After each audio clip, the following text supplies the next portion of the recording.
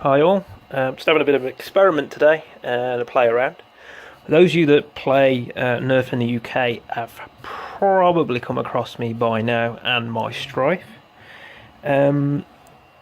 I typically run with this lipo 3S, big beefy boy. As a result, I have to run a battery tray that big, which looks absolutely ridiculous. So I want to kind of hide the lipo.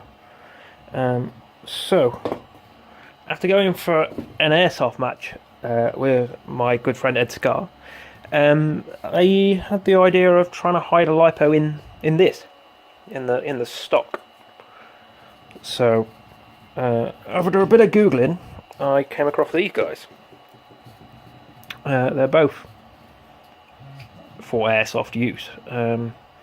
25C 50 discharge. We've got a 2S and a 3S, and it looks like both of them will easily fit inside that tube.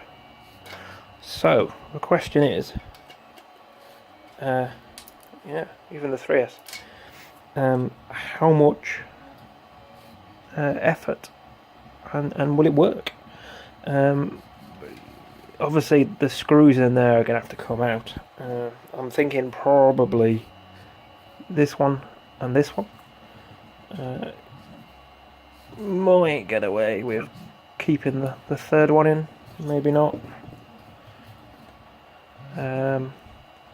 Some of the guys from Tropicana Thunder were saying that they think that the cells might overheat.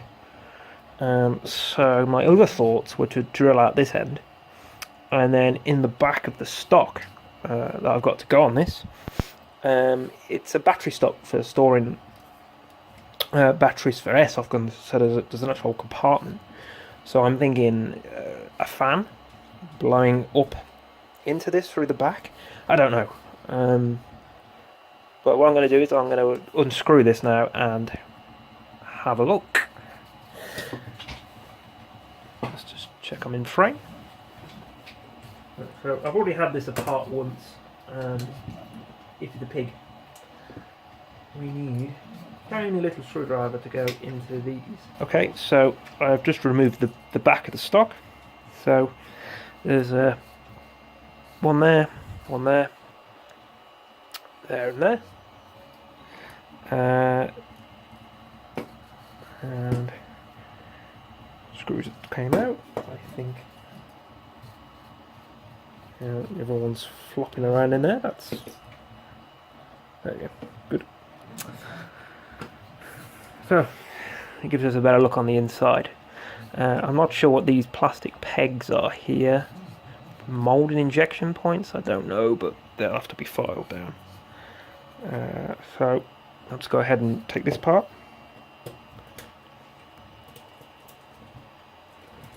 What I'm hoping is these three screws here at the bottom that I'm removing will be enough to hold this tube together after the fact, but maybe not. Okay.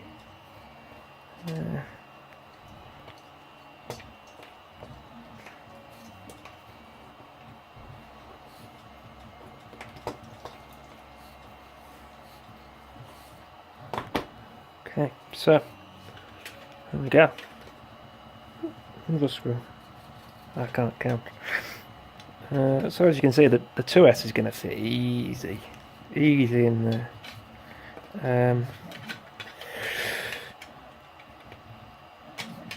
Yeah. Might just about be able to keep that one screw hole there. I don't know. 3S. Yeah, it looks like that'll fit too. Looking at these nugs, I would say they were injection mold points of some description.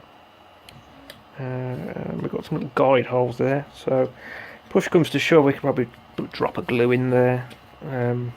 Yeah, I'm not going to be able to get the thing open again, but I think once we've cut the central pegs out, I should be able to slide them in and out, so hopefully that won't matter. I'm going to cut now, carve away that first peg and come back. So with the first peg out, it would appear that it's not going to work, because the mount point for the back of the stripe is going to hit this. I don't really want to cut a massive hole in that because of structural integrity, so this second peg's going to have to go, sadly. So again, I'll do that and come back shortly. Okay, so I've finished filing both halves out. Took the pegs out, those little bits of injection mold. We could see so nicely. It's just these two completely hollow holes, so hopefully that won't be noticeable. And just take the tape off this so we can actually do a proper test.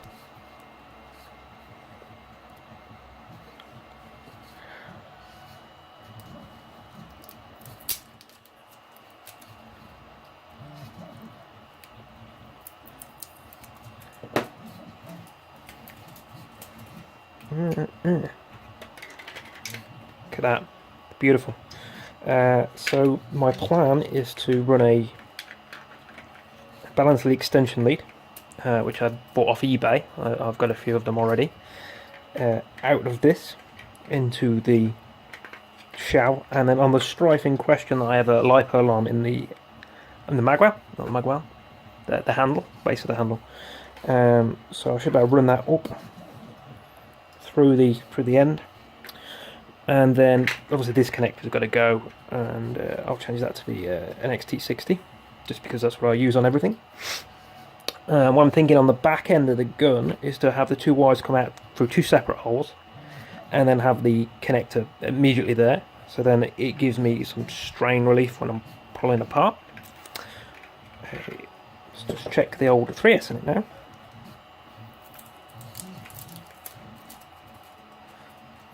The balance lead on that is tiny. Oh, they were so generous with that. Yeah, look at that. Just about fits. Like that was made to go in there. Again, beautiful. What I'm going to do is screw this back together and just see if it's rigid enough without any sort of support in this area. Guessing probably not, but a bit of glue should do it. Sadly, I caught that with the scalpel, so it's a bit annoying. Let's schmoo. So again, I will be back shortly. So this is it back together. As you can see, these are just two hollow holes. We've got screws there and all the way there. If I put my finger in there, I can just about, yeah, I think that's going to be fine without any glue. See, what nice run, and look at that. Yeah, that's going to be perfect. I suppose the question is,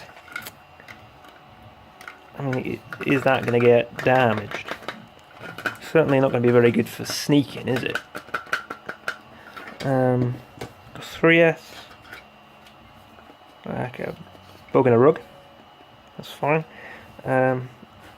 My inclination might be to put a little bit of foam or something, maybe not foam, I don't want to set it on fire, right? In there with the 2S, just to try and mitigate that noise. So, part 2 of the video will be along shortly, once I've got the new motors for my Stryfe, and I'll do a complete build then, and hopefully we'll be able to use this nice thin elite blue battery tray on my Stryfe and make it streamline again.